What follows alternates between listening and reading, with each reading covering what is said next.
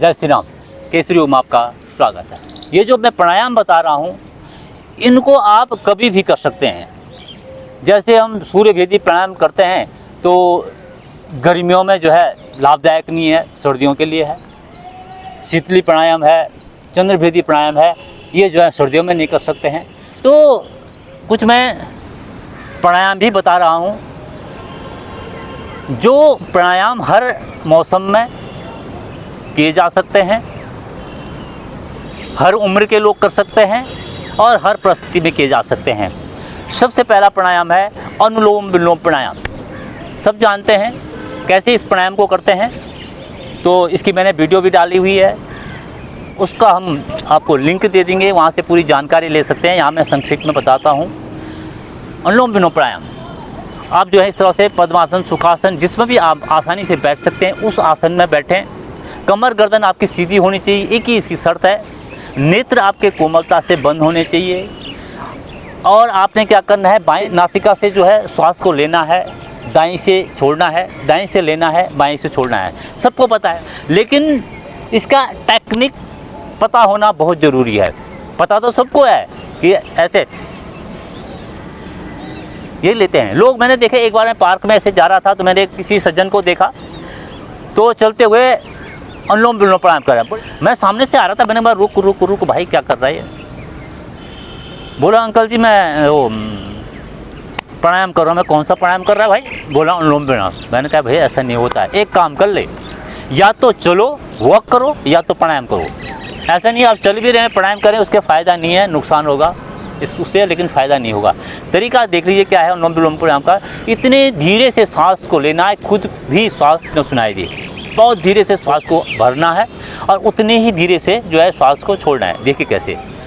कमर गर्दन आपकी सीधी है, नेत्र कोमलता से बंद है, बाएं हाथ की आपकी है ज्ञान मुद्रा, दाएं हाथ की प्राणायाम मुद्रा बनाएंगे। इस तरह से 2 उंगलियां मोड़िए, अंगूठा जो है दाईं नासिका पर, अनामिका बाईं नासिका पर। अब बाईं नासिका से धीरे धीरे श्वास को भरेंगे,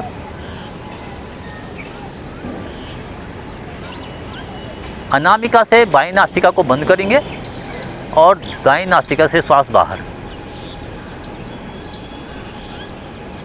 बहुत धीरे धीरे। अब दाईं नासिका से श्वास को भरेंगे, अंगूठे से दाईं नासिका को बंद करते हुए बाईं नासिका से श्वास बाहर।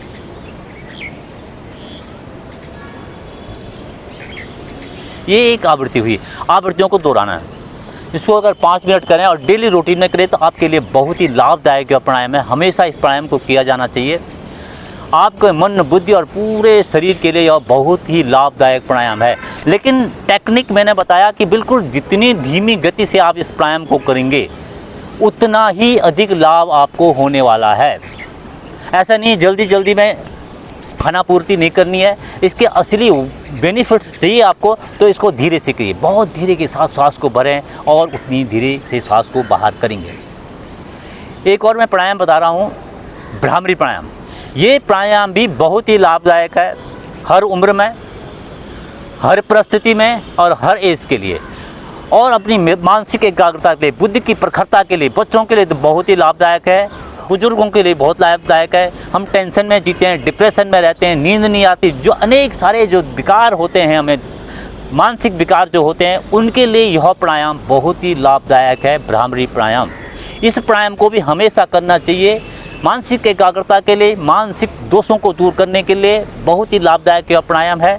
लिंक भी उसका दे दूंगा। लेकिन यहाँ पर मैं इसमें हम बता ही रहे हैं सदाबहार योगासनों के बारे में, उस सीरीज में तो थोड़ा मैं आपको बता देता हूँ कैसे करना है।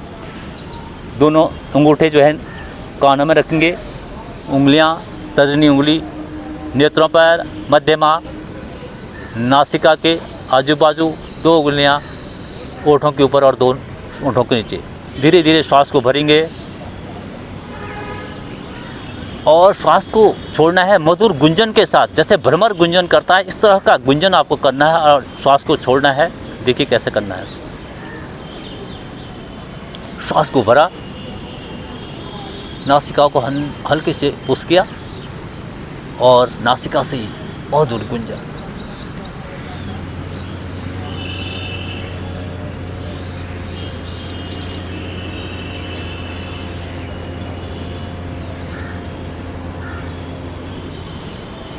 इस पर एक और बात का ध्यान रखना है कि आपको जो आवाज़ निकालनी है मुंह से नहीं बल्कि गले से निकालनी, गले से आवाज़ आनी चाहिए, तब फ़ायदा है। और पूरे आपके मस्तिष्क में देखेंगे आपकी जिस तरह से फ़ोन वाइब्रेशन करता है, इसी तरह पूरा मस्तिष्क में वाइब्रेशन होता है, स्पंदन होता है, जो आपके मस्तिष्क के लिए बहुत ही लाभदायक है। देखिए एक बार फिर करके दिखा रहा हूँ।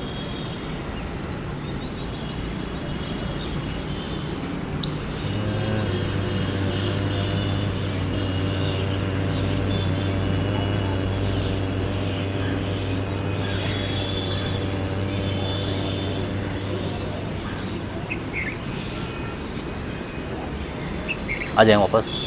इसको भी कम से कम 3-4 मिनट करें, बहुत ही लाभदायक प्राणायाम है।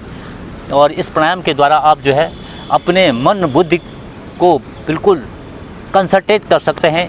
मन में जितने भी दिक्कतें विकार होते हैं, हमारे मस्तिष्क में जितने भी विकार होते हैं, उसके लिए बहुत ही लाभदायक प्राणायाम है।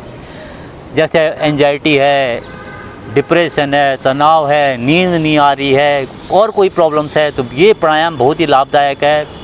एवरग्रीन है, ये हमेशा किया जाने वाला सदाबहार प्राणायाम। तो इस प्राणायाम को करें।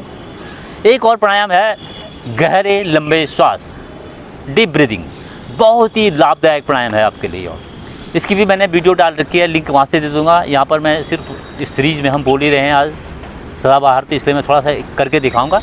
इस तरह से आप जो है बैठ जाएंगे किसी भी आसन में, पद्मासन, सुखासन, जैसे भी आप आसानी से बैठ सकते हैं।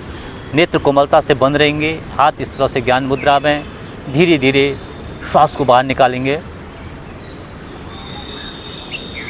अधिक से अधिक श्वास बाहर हो जाए तो नाभि को पिचकाना है, रीढ़ की तरफ पीछे ले जाएं पेट को।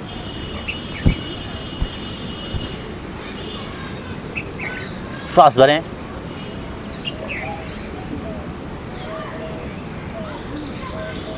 मूल बंद लगा हुआ। निष्कासन अंगों को ऊपर की तरफ खींचने को मूल बंद कहते हैं। मूल बंद लगा हुआ है और धीरे धीरे श्वास बाहर।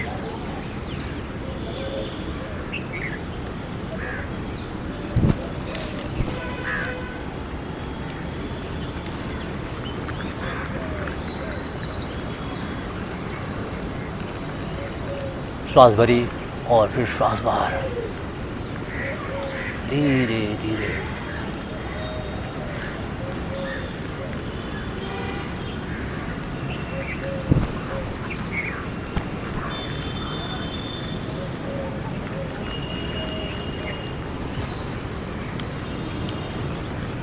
तो ये था अभ्यास गहरे लंबे सांसों का। तो ये मैंने कुछ सदाबहार प्राणायाम बताए, इनको आप रूटीन में करें तो बहुत फ़ायदा होने वाला है। इसमें ज़्यादा टाइम भी नहीं लेगा, आधा घंटे में सारा कुछ हो जाएगा। ये प्राणायाम और ये आसन अगर आप डेली करते हैं तो आपको किसी तरह की कोई परेशानी नहीं होगी। आपकी दिन भर कार्य क्षमता अच्छी रहेगी, आपका मेंटल स्टेटस बहुत अच्छा रहेगा, मानसिक स्तर आपका बहुत ऊंचा रहेगा, एनर्जी आपकी फुल रहेगी और कोई इसमें एफर्ट्स नहीं है। बहुत आसानी से किए जाने वाले आसन हैं। इन आसनों को करें, इन प्राणायामों को करें। एवरग्रीन यह आसन और प्राणायाम है सदाबहार। ये वीडियो आपको कैसी लगी? अच्छी लगी हो तो लाइक करें, शेयर करें और सब्सक्राइब करें। इसी के साथ ही मैं केसरी प्रसाद भट्ट इजाज़त देता हूँ। जय श्री राम। योग करें, स्वस्थ रहें।